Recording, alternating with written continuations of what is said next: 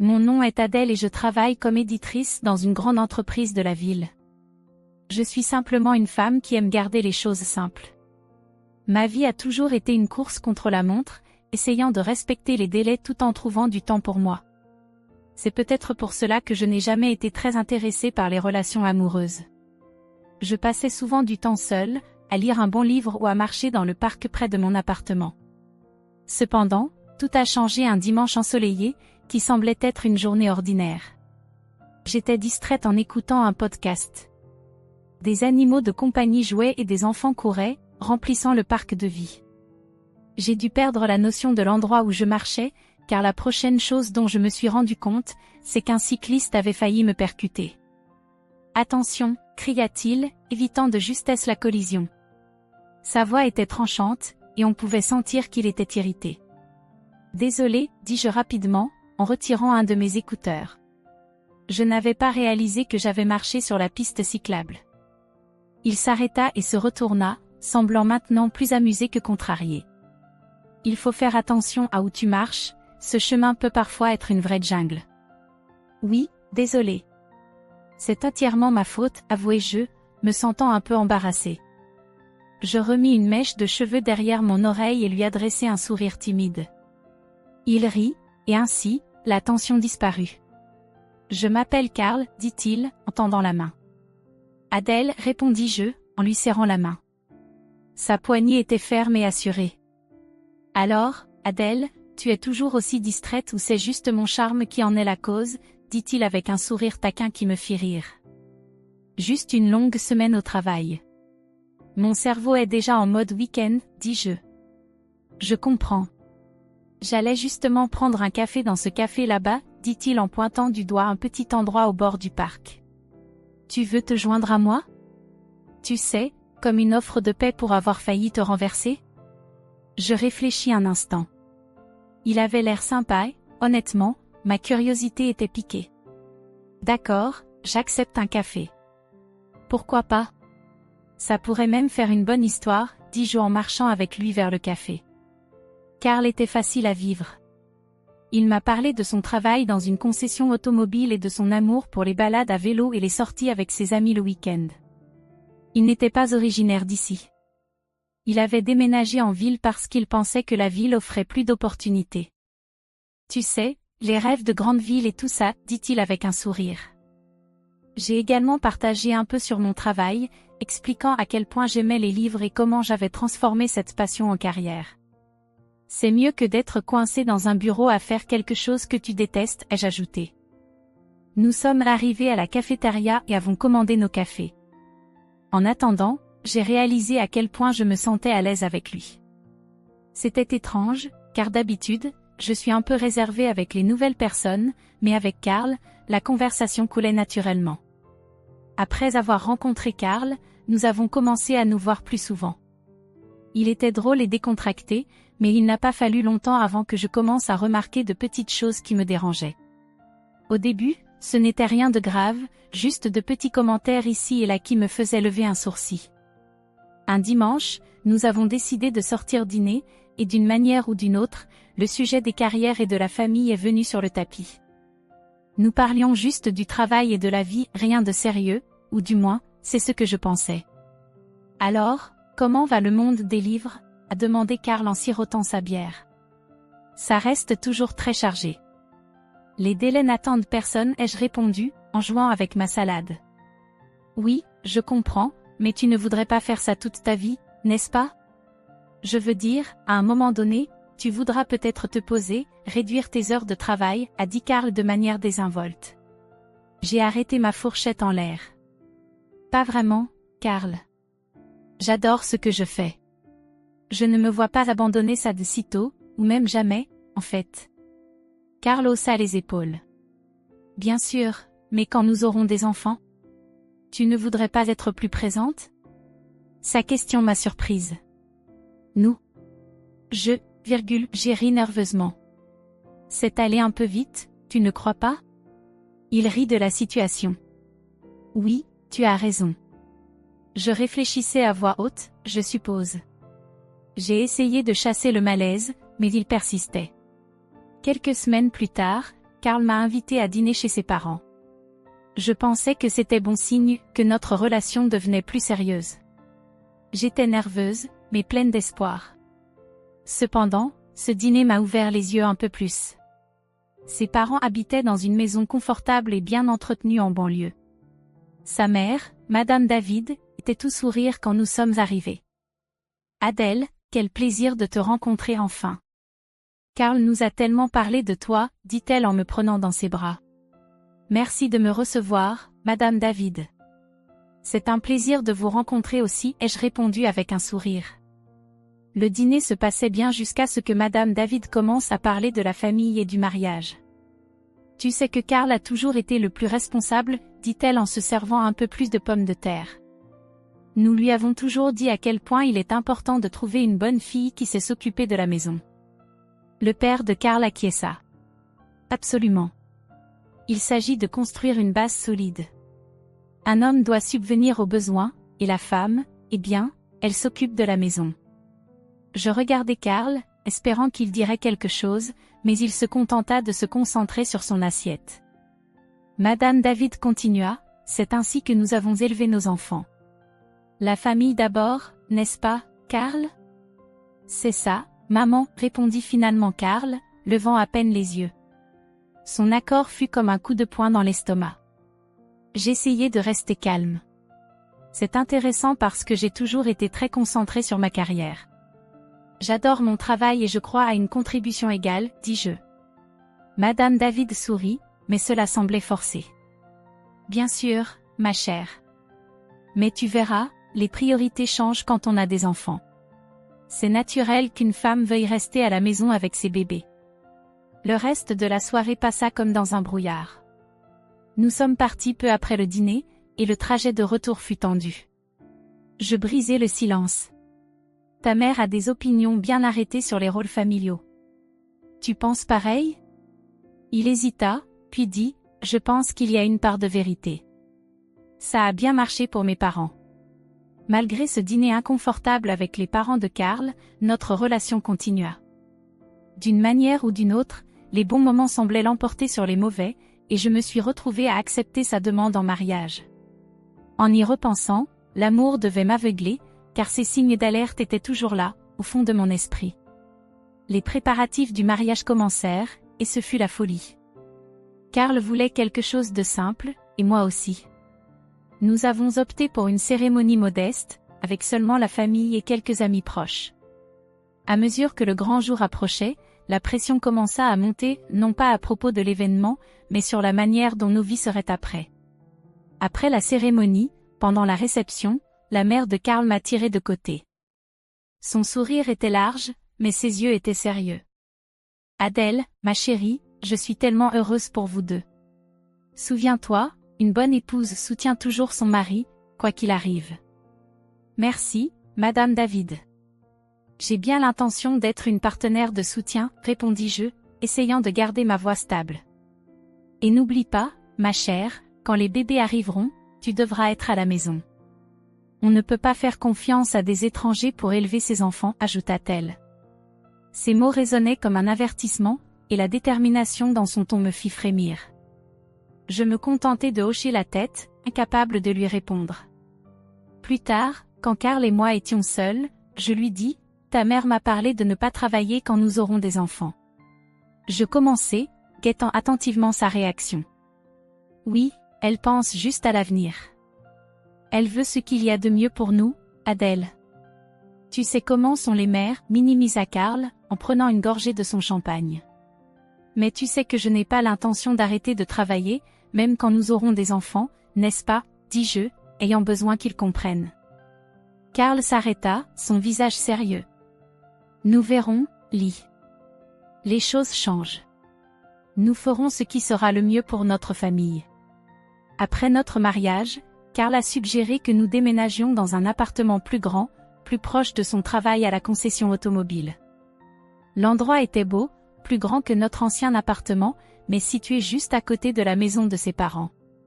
J'avais des doutes sur la raison pour laquelle il avait choisi cet endroit en particulier, mais j'ai accepté, espérant que ce serait pour le mieux. Une fois installés, la réalité de notre nouvelle vie à deux a commencé à apparaître. Karl mentionnait de plus en plus souvent son idée d'une famille traditionnelle, où il serait le pourvoyeur et moi je m'occuperais de la maison, un jour, des enfants. Un soir, nous étions assis à la table de la salle à manger avec nos finances éparpillées, une pile de factures et de budgets sous une lumière tamisée. J'essayais de lui montrer que garder nos deux emplois était plus bénéfique, surtout avec l'économie instable. Regarde ces chiffres, Karl. Avec nos deux salaires, non seulement nous nous en sortons bien, mais nous faisons même des économies. Cela n'a aucun sens que je quitte mon emploi, dis-je en désignant le tableau. Karl secoua la tête et poussa les papiers de côté. Ce n'est pas qu'une question d'argent, Lee. Il s'agit d'avoir une vraie vie de famille. Tu sais, comme mes parents l'avaient. Je soupirai, frustré. Mais nous ne vivons pas dans le passé, Karl. Les choses sont différentes maintenant. Nous devons tous les deux contribuer. Il ne semblait pas convaincu, et la discussion se termina dans un silence lourd. La situation devint encore plus compliquée avec sa mère, Madame David, qui vivait si près. Elle passait souvent à l'improviste, et chaque visite apportait une nouvelle critique sur la façon dont je gérais notre maison. Un après-midi, j'organisais des emails de travail lorsqu'elle entra. Sans même dire bonjour, elle commença à inspecter la maison, passant son doigt sur l'étagère à la recherche de poussière. « Adèle, tu devrais vraiment te concentrer davantage sur la propreté de la maison. Une maison poussiéreuse n'est pas une maison saine, dit-elle d'un ton sec. Je serrai les dents, essayant de garder mon calme. J'ai nettoyé hier, Madame David, et je travaille à temps plein. Ce n'est qu'un peu de poussière. Voilà le problème, tu travailles trop. Si tu étais plus à la maison, peut-être que les choses ne seraient pas hors de contrôle, répliqua-t-elle. Se dirigeant vers l'armoire à linge, elle tira un drap, vérifiant s'il avait été mal lavé. Je la suivis, les poings serrés, essayant de rester calme. Je gère très bien mon temps, Madame David. Karl et moi sommes heureux de la façon dont les choses se passent, dis-je. Elle secoua la tête et se dirigea vers la cuisine pour inspecter le contenu de notre réfrigérateur. La place d'une femme est de s'occuper de sa maison et de son mari. Toutes ces idées modernes sur les femmes qui ont besoin de carrière sont absurdes. Chaque commentaire était une piqûre, et je sentais mes défenses se dresser. Peut-être que cela a fonctionné pour vous, mais je ne suis pas vous. Je ne vais pas quitter mon travail pour devenir quelqu'un que je ne suis pas. Lorsque Karl rentra ce soir-là, j'essayai de lui expliquer à quel point les visites de sa mère devenaient étouffantes. Il m'écouta, mais sa réponse me glaça. Ma mère essaie juste d'aider, Adèle. Elle a beaucoup d'expérience dans la gestion d'une maison. Mais c'est notre maison, pas la sienne. J'ai besoin que tu me soutiennes, pour nous deux, implorai-je. Karl semblait hésiter, mais finit par dire, c'est ma mère, Adèle. Elle a de bonnes intentions. Nous devrions au moins considérer ses conseils. Cette nuit-là, la discussion fut longue et douloureuse. Nous nous sommes couchés fâchés, la première d'une longue série de nuits de silence. À mesure que les jours se transformaient en semaines, je commençais à me sentir comme une étrangère dans ma propre maison, constamment jugée et insuffisante. La pression pour me conformer à une vision dépassée du rôle de l'épouse était implacable, et ma détermination à maintenir mon indépendance était mise à l'épreuve chaque jour. Au fil des mois, les plaintes de Karl sur le fait que je ne faisais pas assez à la maison devinrent de plus en plus fréquentes. Il rentrait du travail, jetait un coup d'œil autour de lui avec un air mécontent et faisait des remarques sur les étagères poussiéreuses ou sur un dîner fade ou mal cuit, parce que je l'avais préparé à la hâte après une longue journée à l'éditeur. Sa phrase préférée devint « Si tu n'arrives pas à gérer les deux, peut-être que tu ne devrais pas travailler. » Un soir, après une critique particulièrement sévère sur des pâtes légèrement trop cuites, Karl lâcha « Adèle, je suis sérieux.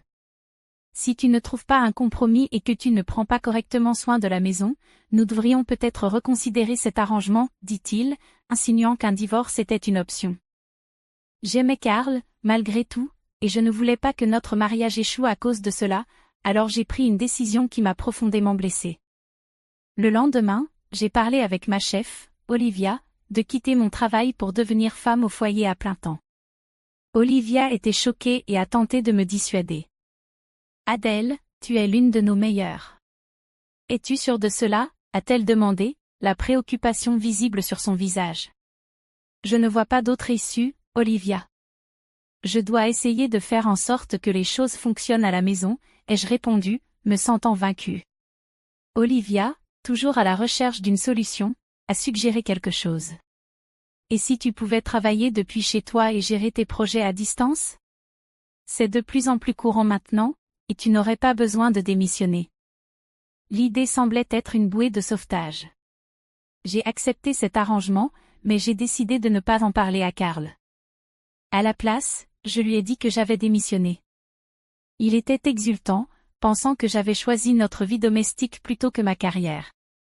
Alors j'ai commencé ma nouvelle vie de femme au foyer, voyant Karl partir travailler chaque matin et l'accueillant à son retour. Mais dès qu'il partait, j'allumais mon ordinateur portable et me plongeais dans mon travail d'édition. C'était une double vie étrange, mais cela fonctionnait. L'argent que je gagnais avec mon travail à distance, je le mettais secrètement de côté sur un compte bancaire séparé, juste au cas où. Cependant, vivre uniquement avec le salaire de Karl était plus difficile que nous ne le pensions. Malgré tous mes efforts pour économiser, 5 mois plus tard, nous étions en difficulté financière. J'ai essayé d'aborder le sujet avec délicatesse. Karl, je pense qu'il serait peut-être nécessaire que je retourne travailler. Nous épuisons nos économies trop vite. La réaction de Karl fut rapide et furieuse. C'est parce que tu dépenses trop. Tu dois apprendre à économiser correctement, répliqua Théil.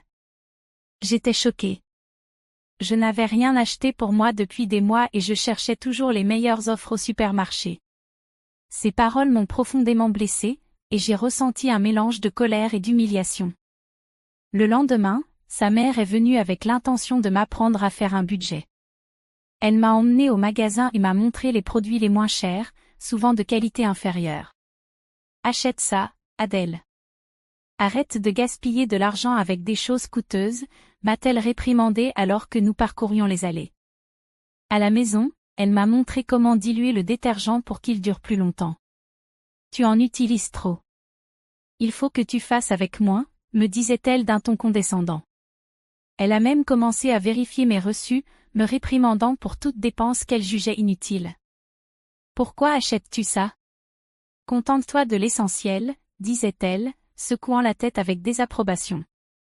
Vivre ainsi était insupportable. Chaque jour semblait plus étouffant que le précédent. Je perdais mon sens de l'identité face à l'austérité qui m'était imposée, vivant sous une surveillance constante. La situation devenait impossible à supporter. Je me sentais piégée dans une vie de soumission feinte, chaque partie de moi criant pour la liberté. Mais pour l'instant, je tenais bon, attendant le bon moment et planifiant mes prochains pas avec soin. Tout a atteint un point d'ébullition un vendredi pluvieux. J'étais au téléphone dans le salon, me confiant à ma mère. Je ne sais pas combien de temps encore je peux tenir, maman. Sa mère est toujours là, me disant comment économiser chaque centime jusqu'à ce qu'il hurle. Je comprends que nous devons économiser, mais c'est trop. La voix de ma mère était pleine d'inquiétude et de colère. Adèle, ce n'est pas normal. Tu dois parler à Karl de la nécessité d'établir des limites. C'est aussi ta maison, pas seulement un terrain de jeu pour lui et sa mère. J'ai hoché la tête, me sentant un peu plus forte grâce au soutien de ma mère. Mais juste au moment où je commençais à me sentir mieux, Karl est entré dans la pièce, furieux, le visage rouge de colère. Il avait dû entendre ma plainte.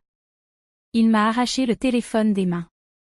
Une femme ne devrait pas se plaindre de son mari et de sa belle-mère comme une commère de rue, cria-t-il dans le téléphone avant de raccrocher. J'étais choquée, ma main tremblant légèrement. Karl, tu ne peux pas simplement prendre mon téléphone et parler à ma mère comme ça. Ah oui? Peut-être que si tu avais un peu de respect pour nous, je n'aurais pas à le faire, répliqua Théil, sa voix montant d'un ton. Je pouvais voir les veines de son cou pulser. Karl, écoute-toi. Ne vois-tu pas que ce n'est pas sain? J'ai supplié, espérant atteindre une partie de lui qui se souvenait encore de ce que l'amour signifiait. Mais il était au-delà de la raison. Sain. Ma mère avait raison. Je n'aurais jamais dû t'épouser, cracha Théil, ses mots coupant plus profondément que je ne l'avais imaginé. Ça suffit, Karl. Je suis ta femme, pas une marionnette que toi et ta mère pouvaient contrôler, ai-je rétorqué, ma colère grandissant. Alors comporte-toi comme tel ou va-t'en, cria-t-il, son visage à quelques centimètres du mien. Je le regardai, une combinaison d'incrédulité et de tristesse m'envahissant. Tu veux que je parte? Il est 6 heures du matin, il fait noir et il pleut dehors. Si tu n'aimes pas la façon dont les choses se passent, alors oui, pars, répondit-il froidement, ses yeux durs. Je savais alors que rien de ce que je dirais ne changerait son opinion ou la situation. Tremblante, j'ai pris quelques affaires essentielles, mon ordinateur portable, quelques vêtements et mon téléphone. Quand je suis allé prendre mon sac, Karl fut plus rapide, me l'arrachant des mains. Tu penses que tu vas t'en sortir comme ça? C'est moi qui ai gagné cet argent, pas toi. D'accord. Garde-le, dis-je d'une voix vide. Je n'arrivais pas à croire que cela se passait ainsi. J'ai appelé un taxi et j'ai attendu près de la porte, le cœur battant à tout rompre. Le taxi est arrivé, et je suis sorti dans l'air froid de la nuit, trempé par la pluie. Lorsque je suis monté dans la voiture, un étrange calme m'a envahi. J'étais en train de le faire. J'étais en train de partir. Plus tard, à l'hôtel, allongé sur ce lit inconnu, je ressentais un mélange d'émotions. Une vague de soulagement au milieu de tout ce chaos. Malgré tout, je n'avais pas quitté mon emploi, et mon compte d'épargne secret, dont Karl ignorait l'existence, était désormais ma bouée de sauvetage. Lorsque l'aube s'est levée, je me suis réveillé, le poids de ma décision pesant sur mes épaules. Aujourd'hui était le jour où je reprenais le contrôle. J'avais rendez-vous avec un avocat pour discuter de la demande de divorce. Tout cela semblait irréel, comme si je vivais la vie de quelqu'un d'autre. Le bureau de l'avocat était un lieu simple et sans fioritures, niché entre une rangée de vieux bâtiments en briques. À l'intérieur, Monsieur Richard, mon avocat, était un homme direct qui n'aimait pas perdre de temps. Allons droit au but, dit-il dès que je me suis assise. Vous êtes ici pour demander le divorce, n'est-ce pas? Oui, ai-je confirmé, ma voix plus assurée que je ne l'aurais imaginé. Je ne peux pas retourner à la façon dont les choses étaient. Monsieur Richard hocha gravement la tête. Très bien, il va me falloir tous les détails, compte commun, bien, tout ce qui doit être réglé. Nous avons passé l'heure suivante à tout examiner. Il m'a expliqué la procédure légale, ce à quoi je devais m'attendre et quels étaient mes droits. Il a été minutieux, s'assurant que je comprenais chaque étape avant de préparer les documents nécessaires. Vous devrez remettre ces papiers à votre mari, m'a-t-il dit en me tendant l'enveloppe, scellée avec un tampon qui semblait sceller ma vie passée. Avec les papiers du divorce en main, je suis retourné à l'appartement que je partageais avec Karl. Il dormait encore, probablement épuisé après la dispute de la veille. L'appartement semblait différent alors que je faisais mes bagages. Chaque objet que je rangeais marquait la fin d'un autre chapitre partagé. Quand j'ai fini de tout empaqueter, Karl se réveillait. Il est entré dans la cuisine, les yeux troubles, visiblement confus en voyant mes valises empilées près de la porte. « Qu'est-ce qui se passe » marmonna-t-il, se grattant la tête. Je n'avais pas grand-chose à dire, seulement des actions à entreprendre. Plutôt que de répondre, je lui ai tendu l'enveloppe. « C'est pour toi, dis-je d'une voix calme, malgré les émotions tumultueuses qui bouillonnaient en moi. Karl déchira l'enveloppe, une expression de mécontentement se formant à mesure qu'il lisait le contenu. Divorce, il éclata de rire, incrédule. Tu penses que tu peux simplement partir et que tout ira bien? Il me regarda, les yeux glacials. Reviens quand tu seras prête à t'excuser, et peut-être que je considérerai te reprendre. Mais souviens-toi, tu devras supporter ma mère à partir de maintenant. L'absurdité de ces paroles me fit presque rire, mais je me retins. Je ne reviendrai pas, Karl. C'est fini. En quittant cet appartement, l'air me semblait différent, plus frais, presque plein d'espoir. Je me suis dirigé directement vers le nouveau logement que j'avais loué quelques jours auparavant.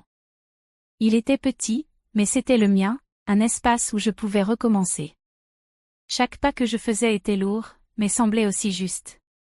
Quelques semaines après avoir déménagé, j'étais de retour au bureau, complètement immergé dans le tourbillon des délais de publication et des réunions avec des auteurs. Retrouver mes collègues et ressentir l'adrénaline des échéances imminentes raviva une flamme en moi que je croyais éteinte. Les jours au bureau se sont enchaînés en semaines, et avant que je ne m'en rende compte, j'avais retrouvé mon rythme, gérant les manuscrits et les échéances avec un nouveau sens du but. Les défis que j'avais affrontés dans ma vie personnelle m'avaient donné une nouvelle perspective, et c'était bon d'être de retour. Le monde familier des textes et des coquilles était plus réconfortant que je ne l'aurais cru. Pendant cette période, j'ai renoué avec de vieux amis, des gens qui me connaissaient bien avant Karl. Nous nous retrouvions pour boire un verre après le travail et partagions des repas les week-ends. Peu à peu, je commençais à me sentir plus moi-même que je ne l'avais été depuis des années. Les rires et les plaisanteries légères me ramenaient les pieds sur terre, et en leur compagnie, je redécouvrais des parties de moi que j'avais oubliées. Quelques mois après cette nouvelle phase, j'ai reçu un appel inattendu de Karl. Sa voix était étrange, teintée de désespoir.